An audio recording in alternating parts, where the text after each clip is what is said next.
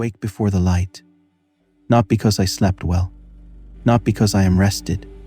Nobody sleeps well the night before a battle. You close your eyes, but your body never lets go.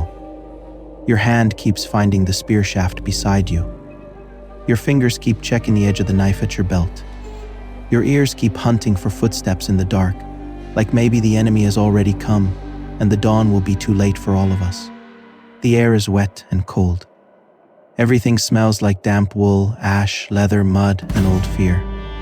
I sit up and the hill groans around me with the sound of men doing the same. Coughing, muttering prayers, spitting, pulling on boots stiff with dried clay. Somewhere close by, somebody is quietly vomiting. Nobody laughs at him. Not this morning. A man with no fear before a battle is either a liar or a fool. The fog is thick. You can smell wet iron and sheep shit in the wind.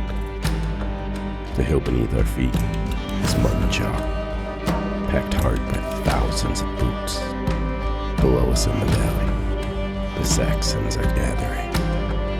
You can hear them before you see them. Axes hitting shields. Men shouting in a language that still sounds foreign in this land. Their banners move like blackbirds in the mist. They think this hill is theirs. They think Britain is theirs. Behind me are farmers, old soldiers, Roman veterans with cracked armor from wars the Empire has already forgotten. Refugees from burning towns, men who have lost everything. We know if we lose today, Britain dies with us. A priest lifts a wooden cross, and the man beside me tightens his grip on his spear. The order moves down the line. Hold the shield wall and pray. Because when the fog lifts, the world is going to break. To understand Mount Badon, you have to understand just how badly everything had fallen apart. For nearly 400 years, Britain had been part of the Roman Empire. Roman roads, Roman forts, Roman laws, Roman soldiers guarding the frontiers. Cities like London, Iberocorum, were thriving urban centers. But then something catastrophic happened. Rome started dying. The empire was collapsing under pressure. Germanic invasions, economic breakdown, civil wars, political assassinations. By 410 AD, Emperor Honorius sent a message to the cities of Britain. It was basically the imperial equivalent of, "You're on your own." Roman troops withdrew. Legions left. Taxes stopped. And suddenly, the island was defenseless. Britain went from being a Roman province to a political vacuum almost overnight. And nature hates a vacuum. And so did the Saxons.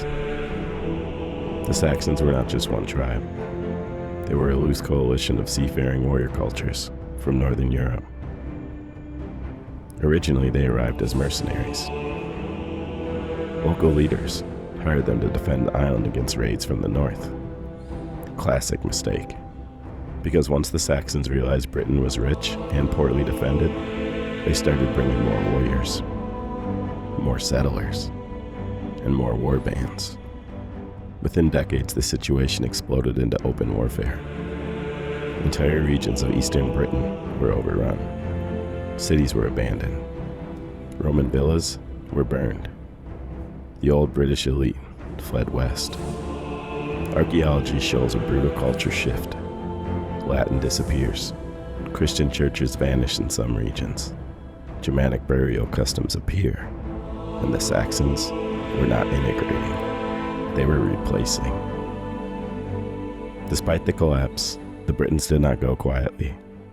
In fact, they fought back. We have held this height through the night. That was the order. Hold the hill. Hold the line. Hold until daylight. Hold until they come. Below us, the fog sits thick in the low ground, a white sea over the valley. Somewhere under that blanket is the enemy. Saxons. maybe Angles too. Men from across the water, or men born here to fathers who came across the water with fire in one hand and an axe in the other. At this point, it hardly matters what name they give themselves. They come the same way. They burn the same homes. They kill the same children. They laugh the same laugh when they think the land belongs to them. I rub sleep grit from my eyes and look down the line. To my left is an old man named Caradoc. He fought under Roman officers when he was young. He still wears a battered helmet with a cheek piece half torn off. He says the Romans taught him that discipline wins battles and panic kills more men than any sword. He has told me that so many times I hear it in my dreams now. To my right is my cousin, barely old enough to grow a beard, trying to hide how hard his hands are shaking. He catches me looking and clenches his fist like he can force the trembling back into his bones. Cold, he whispers. I nod like I believe him. Nobody says the other word. And before we move on to the British resistance, we need to stop for a minute and talk about the people climbing those hills. Because when most people hear the word Saxon, they imagine one clean, unified tribe, like a single nation invading Britain. That's not what happened. The Saxons were more like a storm system than a country. They were a part of a group historians call the Germanic migration peoples, small warrior societies living along the storm-battered coasts of what is now northern Germany, Denmark, and the Netherlands. Not Vikings, like some people like to think. They were farmers, sailors, raiders, traders, and when opportunity showed up, conquerors. The name Saxon probably comes from their favorite weapon, the seax, a long single-edged knife used for fighting and everyday life. Think of it as half machete, half combat knife. If you were a Roman merchant in the 200s or 300s and someone told you Saxon ships had been spotted on the horizon, that meant you were fucked. Saxon raiders had been hitting Roman coastlines for generations before Britain ever collapsed. Roman records talk about them constantly. The empire even built an entire defensive system called the Saxon Shore, forts all along the British and Gaelic coastlines, designed specifically to deal with Saxon piracy. That should tell you something right away. These people were already a problem when Rome was still strong. Now imagine what happens when Rome leaves. Suddenly the island of Britain goes from a defended province to a wealthy, poorly defended target. And the Saxons noticed. But here's another thing people get wrong. They did not come as one massive invasion.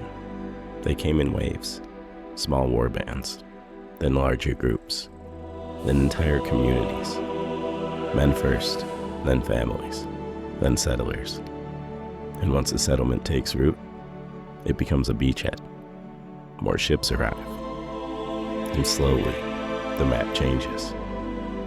Over time, these groups start organizing into what we later recognize as the early Anglo-Saxon kingdoms. Kent, Sussex, Wessex, Essex, Mercia, and Northumbria. But during the period we were talking about, around the late 400s and early 500s, those kingdoms are still forming. This is still the chaotic frontier phase. Think less organized armies, more armed migrations, mixed with opportunistic war bands. And the people coming across the water are not just Saxons. Later historians lump them all together as Anglo-Saxons, but the reality, they were Angles, Jutes, Frisians, and various other Germanic groups. Sometimes they fought the Britons, sometimes they fought each other. Sometimes they made alliances with the local British rulers. Sometimes they were hired as mercenaries and then turned on the people who hired them. History is often messy, but one thing is clear. Those newcomers were not just raiders, they were settlers. And when cultures collide like that, the violence can be brutal. Archaeology shows entire British towns abandoned during this period. Languages disappear from some regions. It wasn't just a military conflict. It was a civilizational transformation, and the Britons know it. So by the time we reach the events leading up to Mount Badon, This is not just another battle. This is a desperate attempt to stop a cultural avalanche, a last stand against a tide that seems unstoppable. And for one brief moment in history, it actually works. Which brings us back to the Britons and the men trying to hold the island together. Let's talk about the resistance. The first glow of dawn starts dragging itself across the sky, gray and weak.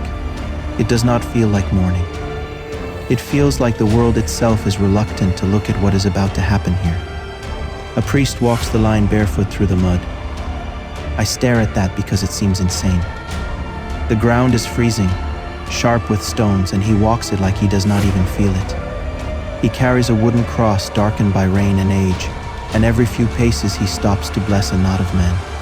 Some reach for the cross. Some won't look at it at all. Men get holy in different ways when death is close. Some pray harder. Some curse louder. Some go silent and mean. He stops in front of us. "Stand fast," he says. His voice is rough, like he has been speaking all night.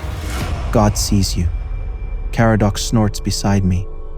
Not mocking, just tired. "Hope he brought a spear," he mutters. The priest hears him, but only gives a sad little nod and moves on. The truth is, all of us are hanging on to two things at once this morning. Faith and earth, heaven and dirt, God and shield wood. We are praying, yes, but we are also checking straps, tightening grips, shifting feet in the mud to make sure we do not slip when the first impact hits. That is battle. Now that we know who the Saxons were, the next question becomes just as important. Who exactly were the people standing against them? Because the word Britons can be misleading. It makes it sound like one unified nation. It was anything but. By the late 400s, Britain was a patchwork of cultures, identities, and survivors from a collapsing world. The people fighting the Saxons were the descendants of the Romano-Britons. That means the native Celtic inhabitants of Britain who had spent nearly 4 centuries living inside the Roman Empire. Imagine growing up in a world where Roman roads cut across the countryside, Roman law settled disputes, Roman coins paid soldiers, and Roman forts guarded the frontier. Then one day, the empire disappears, the legions leave, the taxes stop, and the governors vanish. And suddenly the people who had relied on Rome for generations are left holding the island themselves. That is who the Britons were. They were not barbarians living in huts the way later propaganda sometimes portrays them. In many places, they were Romanized communities. They spoke a form of Latin mixed with their older Celtic languages. They worshipped as Christians. They lived in towns that had once been full Roman cities. But when Rome withdrew around 410 AD, those cities began to decay. Trade networks collapsed. Infrastructure fell apart, and local leaders had to step in and fill the vacuum. The island fractured into small regional kingdoms. Places like Powys, Gwynedd, Dyfed, Dumnonia, Strathclyde, and Elmet. Each ruled by local warlords or noble families claiming descent from older British dynasties or Roman officials. Some leaders tried to preserve Roman traditions. Others leaned back into older Celtic structures of tribal rule. But none of them had the resources Rome once had. That meant every generation had to relearn the art of survival. The Britons fighting the Saxons were a mix of people. Some were former Roman soldiers, or the sons of Roman soldiers, who had stayed behind after the empire withdrew. Some were farmers and craftsmen, who had taken up weapons because their towns had already been raided. Some were local nobles, trying to defend what little territory they still controlled. And many were refugees. Families pushed westward as Saxon settlements expanded across eastern Britain. You can actually track this in archaeology. Roman towns in the east begin to disappear or transform. Meanwhile, in the west, older hill forts and defensible settlements start being reoccupied. It is the geography of a people being pushed back. And yet these Britons were not helpless. They still had advantages. They inherited Roman military knowledge. They knew how to build defensive lines. They knew how to organize infantry. They knew the terrain. And they still had the remnants of Roman infrastructure, like roads and forts. Even their warfare reflected that hybrid world. A British army during this time might include spearmen fighting in shield formations, mounted elite warriors acting as mobile commanders, veterans trained in Roman-style tactics, and local militia farmers carrying whatever weapons they could afford. And somewhere behind them might be priests blessing the army, because Christianity had already taken root in Britain centuries earlier. In fact, the earliest surviving source describing the victory at Mount Badon comes from a British monk named Gildas, writing in the 6th century. He describes a Roman British leader named Ambrosius Aurelianus, a man whose parents had worn the purple of Roman authority. That fucking matters. It suggests that some of the leaders resisting the Saxons were literally the descendants of the old Roman elite. Men raised in a culture that believed in discipline, organization, and the idea that civilization itself had to be defended. So when the Britons stood on hills like Mount Badon, they were not just defending farms or villages. They were defending the last fragments of a world that had once been connected to Rome. A world of roads, cities, and law. And that world was slipping away. And standing against them were the newcomers from across the sea, young, hungry, and expanding, carrying their own traditions, gods, and ambitions. It was a collision between two futures for Britain. One, rooted in the fading memory of Rome, the other rising from the longships of Northern Europe. Mount Badon was the moment when those two futures slammed into each other on a single hill. And for one generation, the Britons held. The mist begins to thin. At first it is only shapes, movement below, dark blurs, then sound. The sound, axes knocking against shields, men shouting to each other in a harsh rolling tongue, the rattle of gear, the stomp of hundreds of feet, the groan of wood, the clink of spearheads. It rises out of the valley before the enemy themselves appear, and it hits the gut harder than any weapon. And there they are, a long dark line at the bottom of the slope, more of them than I wanted to see. Tall men in mail and leather, men with long shields painted in fading colors. Sikhs at their hips, hair tied back, mustaches wet with mist. Some armored well, some barely at all, but all of them carrying that same forward lean like the whole tribe has been born moving toward other people's land. They spread out at the foot of the hill, forming into ranks. A few point upward. They can see what we are now. Not ghosts, not rumors. Tired men, muddy men. A line of Britons and remnants and farmers and veterans and refugees and believers and doubters, and all the broken pieces this island still has left. And somehow, looking at them, something changes in me. The fear is still there, but it hardens, because I remember my sister's house after the raid. The collapsed roof. I remember the little wooden toy in the ashes. I remember my mother staring at the road every evening for 2 months after my brother didn't return. I remember one town after another emptying westward, everybody carrying what they could, pretending this was temporary, pretending Rome or some great king or some miracle was going to put the world back the way it was. Nobody is coming. That is the truth under all of this. Nobody is coming. Not Rome.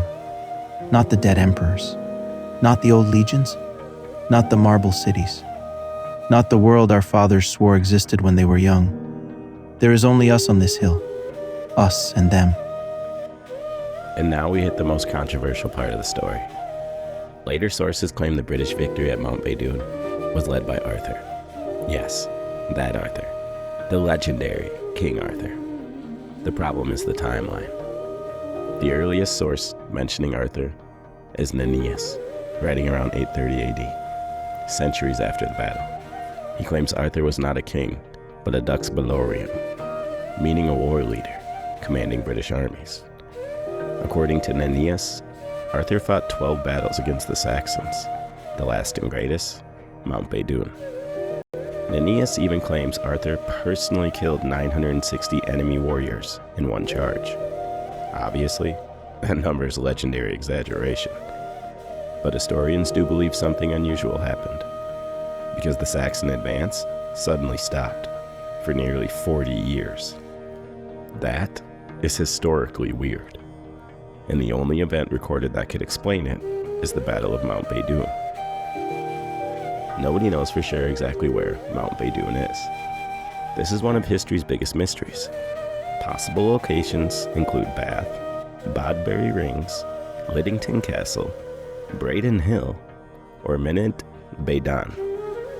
What most scholars agree on is that it was probably a hill fort or elevated position, and that matters, because hilltop battles are brutally difficult to win if you're attacking uphill. The Britons appear to have chosen their battlefield carefully.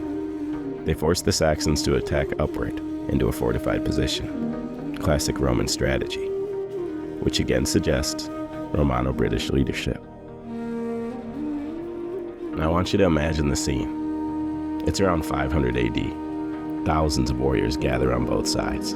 The Saxons likely outnumber the Britons.